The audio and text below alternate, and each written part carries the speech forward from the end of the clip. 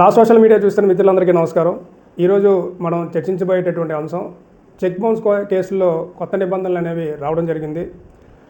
Previous ఎపిసోడ్లో అనేక రకాలైనటువంటి చెక్ బౌన్స్ కేసుల్లో ఏ రకమైనటువంటి ఇబ్బందుల పరిస్థితులు వస్తున్నాయి, కొత్త చట్టాలు ఏ రకంగా మార్పులు జరుగుతున్నాయనే దాని మీద అనేక ఎపిసోడ్లోని ప్రజలకు అవేర్నెస్ కలిగించేటటువంటి ఈ చెక్ బౌన్స్కి సంబంధించినటువంటి వివరాలన్నీ కూడా ఇవ్వడం జరిగింది. ఈరోజు ముఖ్యంగా ఈ ఎపిసోడ్ నిర్వహించడానికి గల ముఖ్య కారణం చెక్ బౌన్స్ కేసుల్లో అతి ముఖ్యమైనటువంటి చాలా ఇంపార్టెంట్ అయినటువంటి కొన్ని మార్పులు జరిగాయి. అది రీసెంట్గానే మీకు మార్పులు జరగడం వల్ల ఈ చట్టం రూపాంతరం చెందింది. కాబట్టి ఖచ్చితంగా దీన్ని మీరు తెలుసుకున్న పక్షంలో ఏ రకంగా ఇబ్బంది పడతారు అనే విషయాన్ని మనం ఈరోజు చర్చిద్దాం. ముఖ్యంగా మిత్రులందరూ కూడా దయచేసి మన లా సోషల్ మీడియాని ఆదరించండి. అదేవిధంగా సబ్స్క్రైబ్ చేయండి, షేర్ చేయండి, బెల్ ఐకాన్ ప్రెస్ చేయడం ద్వారా మనం చేసేటటువంటి ఈ లీగల్ పరమైనటువంటి ఏవైతే ఎపిసోడ్స్ ఉన్నాయో అవన్నీ కూడా మీకు నోటిఫికేషన్ రూపంలో అందించబడతాయి. ఇక ఈరోజు అంశంలో కనుక మనం వెళ్ళినట్టయితే అసలు చెక్ బౌన్స్ కేసులకి అసలు కొత్తగా ఏం జరిగింది, ఏ రకమైనటువంటి చట్టంలో రూపకల్పన జరిగింది, ఏ మార్పులు జరిగాయి అనేది మనం ఒకసారి పరిశీలించినప్పుడు ఇంతకుముందు మనం ఎపిసోడ్లో చెప్పినట్టుగానే ఒక చెక్కు తీసుకున్నటువంటి వ్యక్తి ఆ చెక్కు తీసుకున్న తర్వాత దాన్ని బ్యాంకులో డిపాజిట్ చేసినప్పుడు ఆ బ్యాంకులో సరైనటువంటి ఎవరైతే ఇచ్చారో ఆయనకు సంబంధించినటువంటి అకౌంట్లో నిధులు లేకపోవడం వల్ల అందులో అమౌంట్ లేని పరిస్థితుల్లో అది చెక్ బౌన్స్ అనేది అవడం జరిగేది. అలాంటి సందర్భాల్లో ఎవరైతే చెక్కు తీసుకున్నారో అతనిని మనం కోర్టులో దానికి సంబంధించినటువంటి పరిభాషలో చెప్పాలంటే కంప్లైంట్ అంటాము. ఎవరైతే చెక్ ఇచ్చి దాన్ని బౌన్స్ అయినటువంటి వ్యక్తి ఎవరైతే ఉన్నారో ఆయన్ని మనం ఎక్యూజ్డ్ అంటే ఒక నేరం ఆపాదించబడినటువంటి వ్యక్తిగా మనం చెప్తాన్న విషయం మీకు తెలుసు.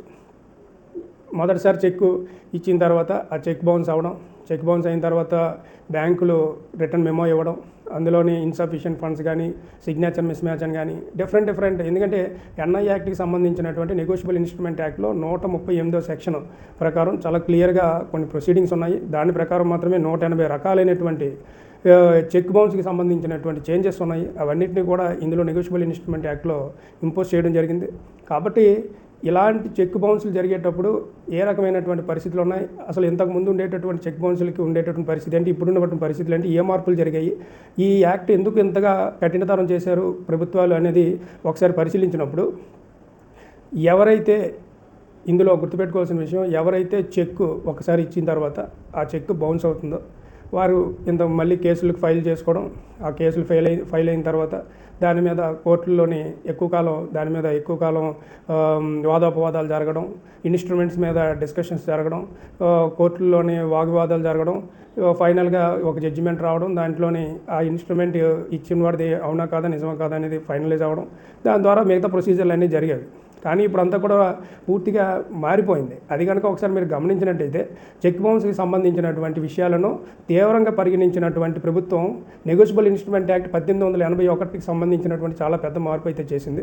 దానికి సంబంధించి ఈరోజు మనం ఎపిసోడ్ని నిర్వహించుకోవడం జరుగుతుంది. ఇది ప్రతి ఒక్క కామన్ మ్యాన్కి తెలియాలి. ఎందుకంటే ఎవరైనా ఎవరి దగ్గర డబ్బులు తీసుకున్నప్పుడు వారి దగ్గర వీరేదో ఒక బ్యాంకుకి సంబంధించినటువంటి చెక్ ఇచ్చడం, చెక్కి సంబంధించినటువంటి డీటెయిల్స్ కూడా వీళ్ళ ప్రాపర్గా ఉంచుకోకపోవడం, ఇచ్చిన తర్వాత అది వీళ్ళు బ్యాలెన్స్ ఏదైతే వీళ్ళు ఇచ్చినటువంటి అకౌంట్లు ఏదైతే ఉన్నాయో అకౌంట్లో బ్యాలెన్స్ క్లియర్గా ఉంచుకోకపోవడం, బ్యాలెన్స్ లేకపోవడం వల్ల చెక్ బౌన్స్ అవ్వడం అనేది జరిగేది. దాని మీద ఎవరైతే చెక్ తీసుకున్నటువంటి వ్యక్తి ఉన్నాడో ఆయన నోటీస్ ఇవ్వడం, మళ్ళీ దాని మీద కేసులు ఫైల్ చేయడం, అది సంవత్సరాలు నలవడం అనేది జరిగేది. కానీ ఇప్పుడు వాటన్నిటికీ స్వస్తి పలికేటటువంటి పరిస్థితి వచ్చింది.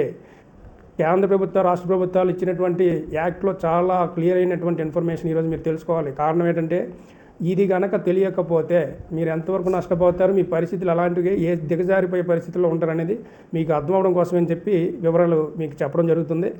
ఏప్రిల్ 1వ తారీఖు 2025 నుంచి ఇప్పుడు నేను ఏదైతే చెబుతున్నానో ఇవన్నీ కూడా నెగోషియబుల్ ఇన్స్ట్రుమెంట్ యాక్ట్ 138 యాక్ట్లో చెక్ బౌన్స్కి సంబంధించినటువంటి చేంజెస్ జరిగాయి. దీన్ని మీరు తెలుసుకున్న పక్షంలో ఖచ్చితంగా ఇబ్బంది పడేటటువంటి పరిస్థితులు ఉన్నాయి.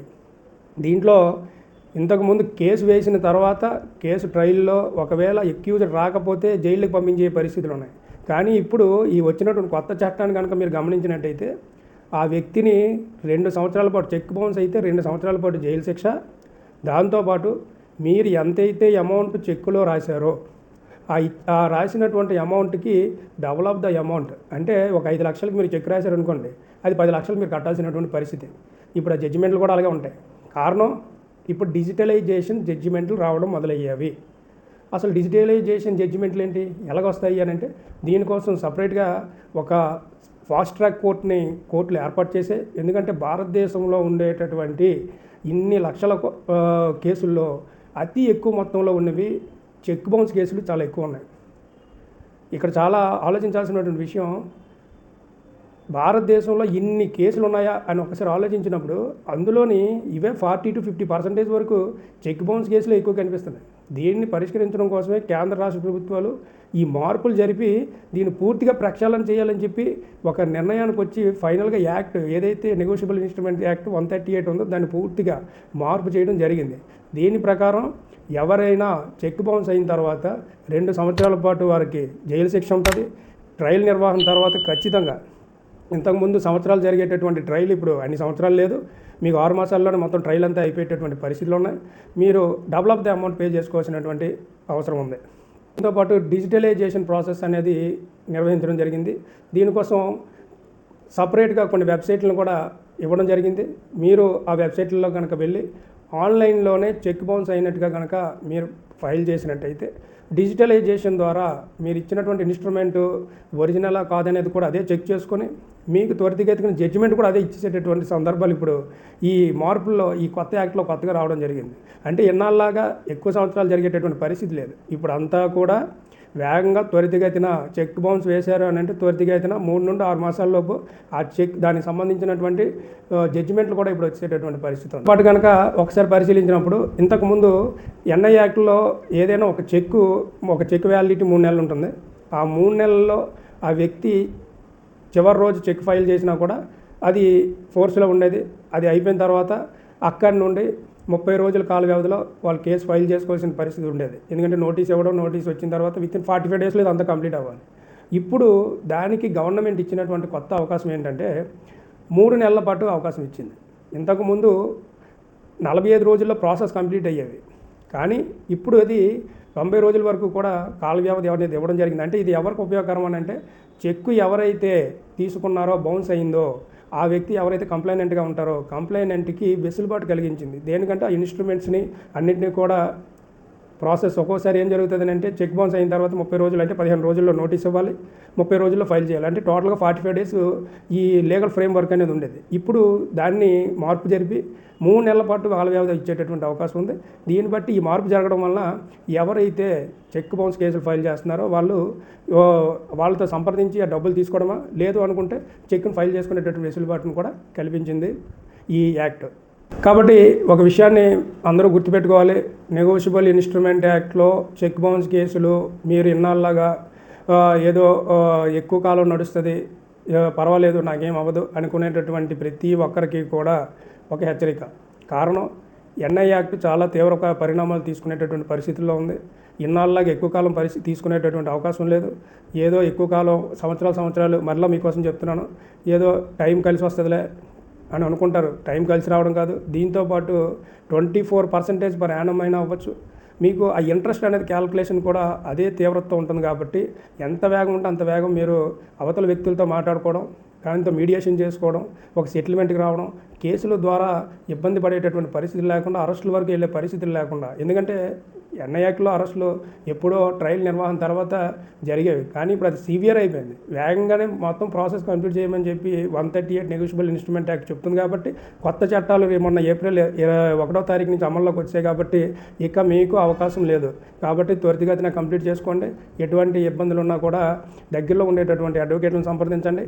మీకు లీగల్గా సంబంధించినటువంటి ఇన్ఫర్మేషన్ ఇంకేమైనా కావాలి అనుకుంటే, ఇంకా మీకు ఎవరైనా అడ్వకేట్లు అందుబాటులో లేరు, మాకు ఎవరు సరైనటువంటి సమాచారం ఇచ్చేవారు లేరు, మాకు న్యాయపరమైనటువంటి సహాయం కావాలని కోరుకునేవారు ప్రతి జిల్లాలోని కూడా, ప్రతి జిల్లా కోర్టుల్లో కూడా, మండల కోర్టుల్లో కూడా మీకు డిస్ట్రిక్ట్ లీగల్ సర్వీస్ అథారిటీ అనేటటువంటి ఒక అథారిటీ, ఒక సెక్రటరీ గారి ఆధ్వర్యంలో అక్కడ నడుస్తూ ఉంటుంది. ఆ కోర్టులకు వెళ్ళి మీరు ఏదైనా ఇన్ఫర్మేషన్ కావాలనుకుంటే కనుక అక్కడ ప్రాపర్ ఒక పేపర్ ద్వారా మీరు ఇన్ఫర్మేషన్ ఇచ్చినట్టయితే అక్కడ కొంతమంది లీగల్ ఎయిడెడ్ అడ్వకేట్స్ ఉంటారు.